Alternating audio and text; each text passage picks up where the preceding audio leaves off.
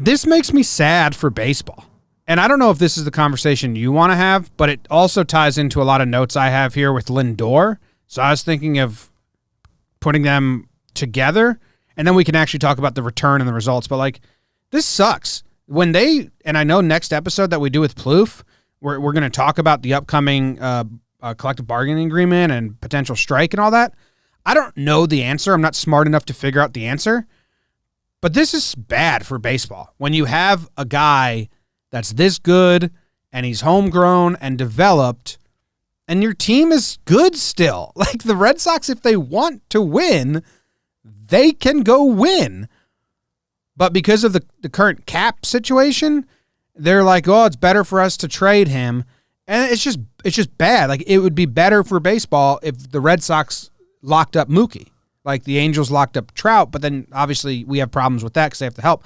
But then the same with Lindor. Lindor was asked about his future in Cleveland because the owner of Cleveland said we're not paying him, so enjoy him while we have him, to the fans of Cleveland, which is so messed up. And Lindor said, he said a lot of things. He said he wants to win a ring with Cleveland. He said, wherever I go, I want to win.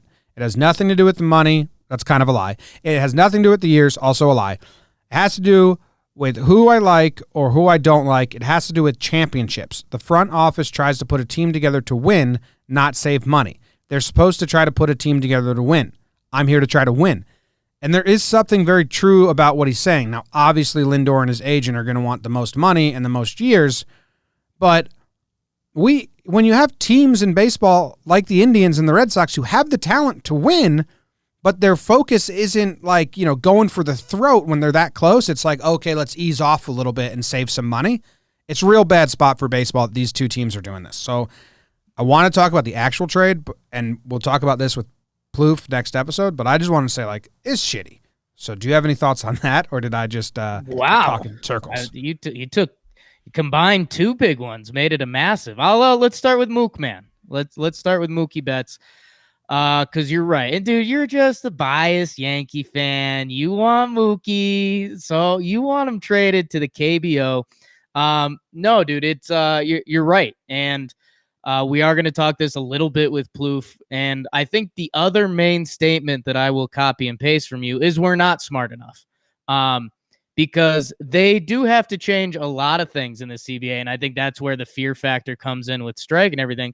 But we're talking about the Boston Red Sox. This is supposed to, they are a financial juggernaut. They're in one of the proudest baseball homes.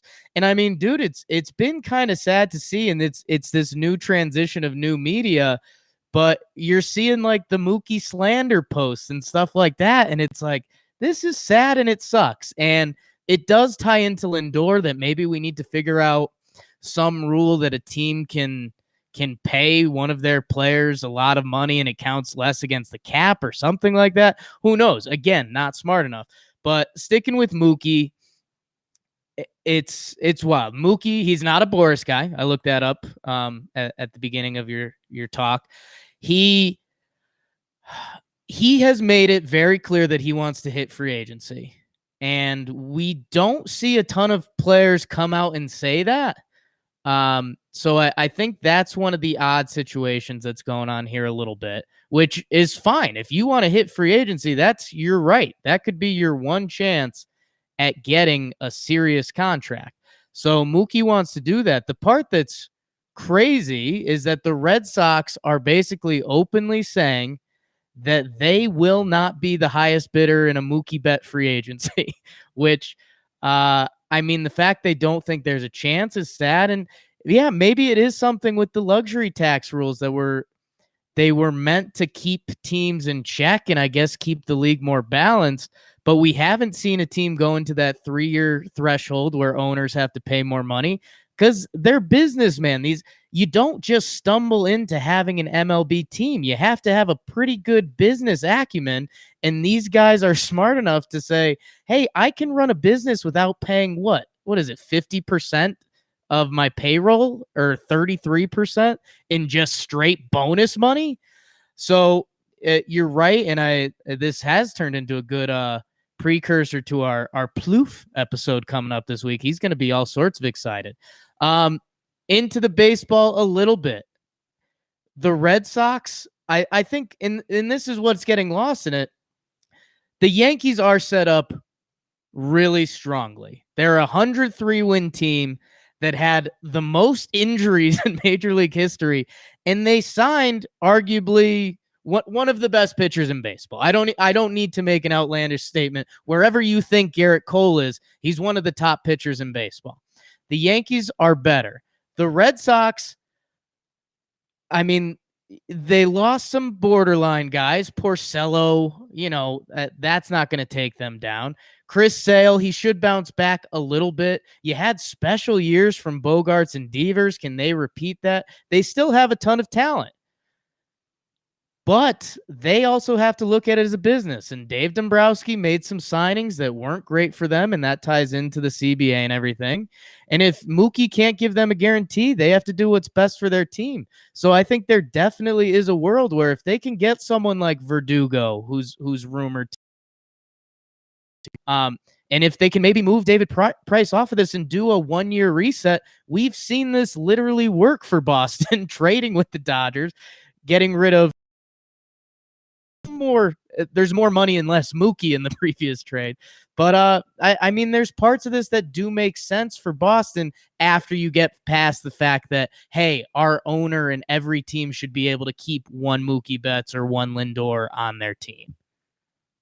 Yeah. So you said, how the Red Sox did offer Mookie, I think, a good amount of money, like a lot of money to extend him. And he said, no, I want to go see what free agency has to offer. And I think he has that right to say, like, hey, I might like your offer the most, but I still want to go see what other teams are all about. I know nothing about the other 29 teams. Like, I want to get wined and dined. I want to see what their pitch is. Like, I think any player that wants to do that has the right to do that. But what's weird is the Red Sox are taking that as like, well, and Red Sox fans are using this as like, well, if he's not going to accept our extension, we're not even going to try to get him. It's like, what? You still have him for the year. You could try to win right now, and then go wine and dine him and tell him how great, you want him back. Like, then do that process. They're like, well, we rather get something in return than lose him for nothing. But when the losing for nothing comes into play, is also tied to winning. So it's like, it's so weird to me, but here's where I'm Jekyll and Hyde on this, Jake. I'd rather Mookie on the Red Sox as a Yankees fan than on the Dodgers. See, I disagree with you there, because I think I know where you're going with this thought process, and I'll try to nip it in the butt. But my thought process is they have no pitchers, so like I still don't think they're good. Right. I mean, if Chris Sale can bounce back and be Chris Sale, and Erod can be Erod, and then David Price, I mean, that's a whole nother situation. I mean, they can put together some starting pitching, which, hey, when they won the World Series, it was a little bit of starting pitching and then just figure it out on the back end. My thing in this is, as a Yankee fan, I get what you're saying, because there's almost this, hey, the Yankees are the favorites in the AL. The Dodgers are the favorite in the NL. Like, I don't want to see Mookie Betts on the Dodgers come October. This is baseball, man. And, hey, Mookie's awesome. If he can find that 2017 and be a 10-WAR player, Boston can contend for the East. This is baseball. It's why it's an awesome sport.